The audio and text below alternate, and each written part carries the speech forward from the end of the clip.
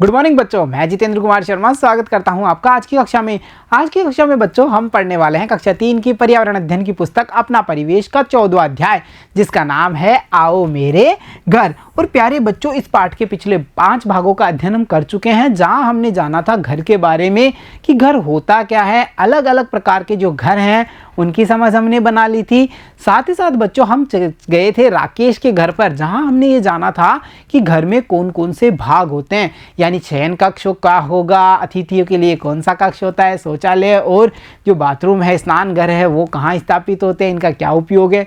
यानी हम घर के बारे में पूरी समझ बना चुके हैं। बच्चों, जब हम अध्याय से इतना सारा ज्ञान प्राप्त कर चुके हैं तो क्यों ना अब इस पर आधारित जो हमारे अभ्यास प्रश्न हैं उनको भी हल किया जाए। तो चलो बच्चों शुरू करते हैं हमारे अभ्यास प्रश्नों को। और अभ्यास प्रश्नों में जो हमारा पहला प्रश्न है वो है, देखिए, मधुमक्खी कहाँ रहती है। जाना था ना हमने, हर जीव जंतु का अपना अपना घर होता है जिसका एक विशेष नाम होता है। जैसे मुर्गी दबड़े में रहती है, गाय गौशाला में रहती है। उसी प्रकार बच्चों बताइए कि मधुमक्खी कहाँ रहती है।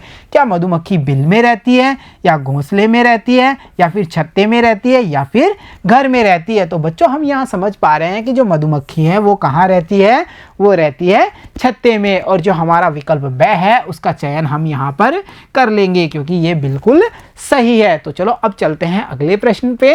और जो हमारा अगला प्रश्न है वो है, मेहमानों का स्वागत कक्ष क्या कहलाता है।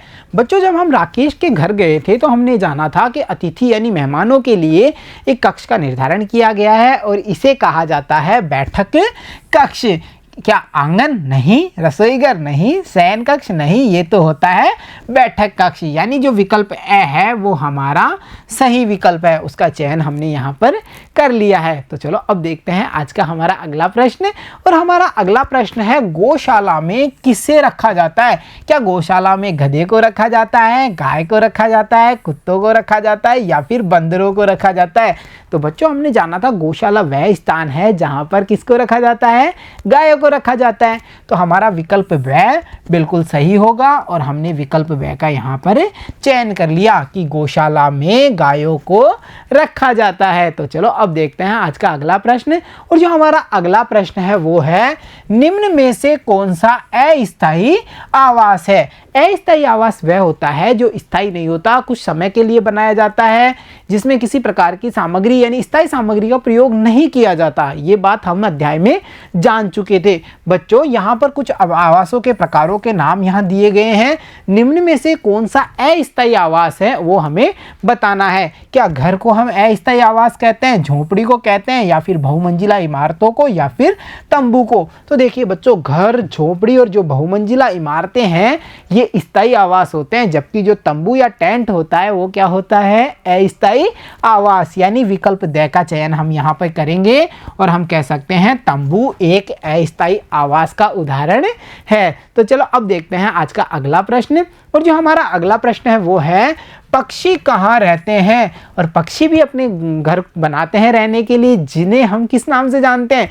क्या इन्हें हम घोंसला कहते हैं, बिल कहते हैं, घर कहते हैं, या फिर छत्ता कहते हैं। तो बच्चों हमने जाना था कि पक्षी घोंसले में रहते हैं, यानी विकल्प ए का चयन हम कर लेंगे और हमें पता चल चुका है कि पक्षियों के घर को घोंसला कहते हैं। तो चलो बच्चों अब चलते हैं हमारे अगले प्रश्न पे। और हमारा अगला प्रश्न है, घर में शौचालय होना क्यों आवश्यक है। बच्चों हमने जाना था कि शौचालय होना घर में बहुत आवश्यक है। क्यों आवश्यक है? क्योंकि अगर हम खुले में शौच जाते हैं तो बच्चों इससे अनेक सारी बीमारियां फैलने की आशंका रहती है, और साथ ही साथ ये एक अपमानजनक बात भी है, ये एक अच्छी आदत भी नहीं है। इसीलिए हम कह सकते हैं कि घर में शौचालय होना आवश्यक है, क्योंकि बाहर शौच करने से बीमारियां फैलती हैं। तो चलो बच्चों अब देखते हैं आज का हमारा अगला प्रश्न। और जो हमारा अगला प्रश्न है वो आधारित है हमारे जो घर के प्रकार हैं, अलग अलग प्रकार थे, उनमें से हमने जाना था गाड़ी में घर, जिसमें गड़िया लोहार रह रहे थे, उन पर आधारित। और देखिए ये प्रश्न क्या है, ये है, यदि आपको इस तरह यानी गड़िया लोहारों की तरह रहना पड़े तो क्या अनुभव करेंगे। बच्चों उनका जीवन आसान नहीं है, क्योंकि वो गाड़ी में ही रहते हैं, उनका जो घर है वो होता ही नहीं है, उनका जो सारा सामान होता है वो एक गाड़ी में ही निर्धारित होता है। तो उनके साथ में कई सारी समस्या होंगी। अगर हमें इस तरह गाड़ी के घर में रहना पड़ेगा तो हमें बहुत ही अजीब लगेगा, बहुत सारी समस्याओं का सामना करना पड़ेगा, सर्दी गर्मी बरसात जैसी समस्याओं का सामना करना पड़ेगा। तो हम समझ पा रहे हैं कि गाड़िया लुहारों का जो जीवन है वो बहुत ही मुश्किल होता है, उनकी तरह रहना तो हम सोच भी नहीं सकते। तो चलो अब बढ़ते हैं अगले प्रश्न पे, और हमारा अगला प्रश्न है उन्हें यानी गाड़िया लुहारों को सर्दी गर्मी बरसात में किस तरह की समस्याएं आती होंगी। बच्चों जाहिर सी बात है, जब सर्दी का मौसम होता है तो उन्हें ठंडी हवाओं से परेशानी होती होगी, गर्मी में उन्हें लू से तथा बरसात में पानी में भीगने की जो समस्याएं हैं उनसे उन्हें सामना करना पड़ता होगा। इसके अलावा बच्चों हम ये भी जानते हैं कि जो गाड़िया लुहार हैं उनका घर गाड़ी में ही होता है, इस कारण हम ये समझ पा रहे हैं उनके कमरे होते नहीं हैं, ना शौचालय होता है ना स्नान घर होता है, इसलिए उन्हें खुले में ही शौच और स्नान के लिए जाना पड़ता है। तो ये वो सारी समस्याएं हैं बच्चों जो गाड़िया लुहारों को देखनी पड़ती है, महसूस करनी पड़ती है, इनका सामना करना पड़ता है गाड़ी में घर होने के कारण। तो चलो बच्चों अब चलते हैं अगले प्रश्न पे, और जो हमारा अगला प्रश्न है वो हमारे घर के प्रकार में हमने जाना था बहुमंजिला इमारतों के बारे में, उन पर आधारित है। तो देखते हैं ये प्रश्न क्या है। ये प्रश्न है बहुमंजिला इमारतों में रहने वाले लोग ऊपरी मंजिल पर कैसे जाते होंगे। जाना था हमने कि शहरों में ज़मीन की कमी होने के कारण और अधिक परिवारों को रखने की आवश्यकता के लिए निर्माण किया जाता है बहुमंजिला इमारतों का। तो यहाँ पर आप ये बताइए कि जो बहुमंजिला इमारतें हैं वो तो आपने बना दी, इतनी मंजिलों की इमारतें हो गई, अब जो ऊपरी मंजिल है उस पर जाने के लिए लोग कैसे जाते होंगे, उन्हें क्या क्या साधन उपयोग करने पड़ते होंगे। तो बच्चों हमने ये जाना था अध्याय में कि जो ऊपरी मंजिल है उस पर जाने के लिए लिफ्ट या सीढ़ियों का प्रयोग किया जाता है। तो हम कह देंगे कि बहुमंजिला इमारतों में रहने वाले लोग ऊपर मंजिल में जाने के लिए लिफ्ट या सीढ़ियों का प्रयोग करते हैं। तो चलो अब देखते हैं अगला प्रश्न, और अगला प्रश्न है इनके बच्चे कहाँ पढ़ने जाते होंगे। यानी गाड़िया लुहारों के बारे में हमने जाना था, तो हमें ये बताना है कि इनका घर गाड़ी में होता है, कई सारी समस्याओं का सामना इन्हें करना पड़ता है, परंतु इनके जो बच्चे हैं वो पढ़ने कहाँ जाते होंगे। बच्चों हम समझ पा रहे हैं कि जो गाड़िया लुहार हैं वो गाड़ी में घर होता है उनका, और वो कभी भी एक स्थान पर अधिक समय तक टिक करके नहीं रहते, यानी वो पलायन करते रहते हैं, वो अपना जो क्षेत्र है वो बदलते ही रहते हैं। इस तरह नहीं रहने के कारण बच्चों उनका जो परिवार है वो बार बार विस्थापित होता है, एक स्थान से दूसरे स्थान पर जाता है। तो इसका प्रभाव ये पड़ता है कि उनके जो बच्चे हैं वो पढ़ने नहीं जा पाते, क्योंकि आज वो यहाँ हैं कल वो दूसरी जगह जाएंगे फिर तीसरी जगह, तो उनके बच्चों की जो पढ़ाई है वो डिस्टर्ब होती रहती है, उसमें विघ्न आता रहता है। तो हम कहेंगे कि गाड़िया लुहारों का घर गाड़ी में होने के कारण यह एक जगह स्थिर नहीं रह पाते हैं तथा इनके बच्चे एक विद्यालय में नहीं पढ़ पाते, जिससे इनके बच्चों की पढ़ाई नहीं हो पाती और ये कई बार शिक्षा से वंचित रह जाते हैं। तो चलो बच्चों अब बढ़ते हैं अगले प्रश्न पे, और हमारा अगला प्रश्न है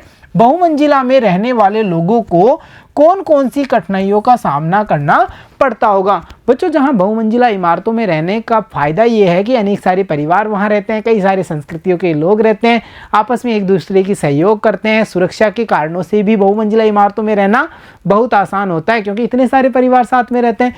साथ ही साथ हमने ये जाना था कि बिजली पानी और जो सामान्य व्यवस्थाएँ हैं वो भी ये लोग मिलजुल कर लेते हैं। तो ये तो हुए बहुमंजिला इमारतों में रहने के फ़ायदे, परंतु बहुमंजिला इमारतों में रहने वाले लोगों को कौन कौन सी कठिनाइयों का सामना करना पड़ता होगा।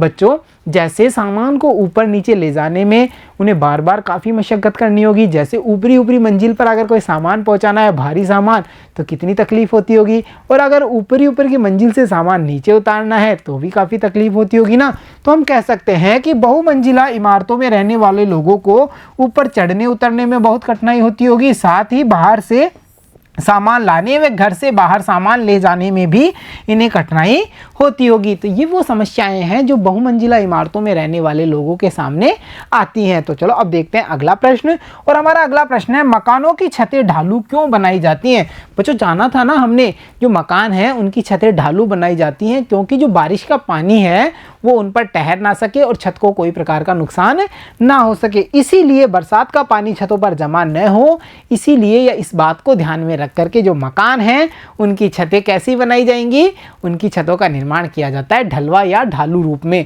तो बच्चों यहाँ पर हमने जाना आओ मेरे घर में कि कितने सारे प्रकार के घर होंगे, घर का क्या महत्व है, पशु पक्षियों के अलग अलग घरों के बारे में जाना, साथ ही साथ हमने ये भी जाना कि जो अलग अलग प्रकार के घर हैं उनमें रहने वाले व्यक्तियों को किन किन प्रकार की कठिनाइयों का सामना करना पड़ता है। तो प्यारे बच्चों, आज की कक्षा में इतना ही। मिलता हूँ आपसे अगली कक्षा में, तब तक के लिए धन्यवाद बच्चों।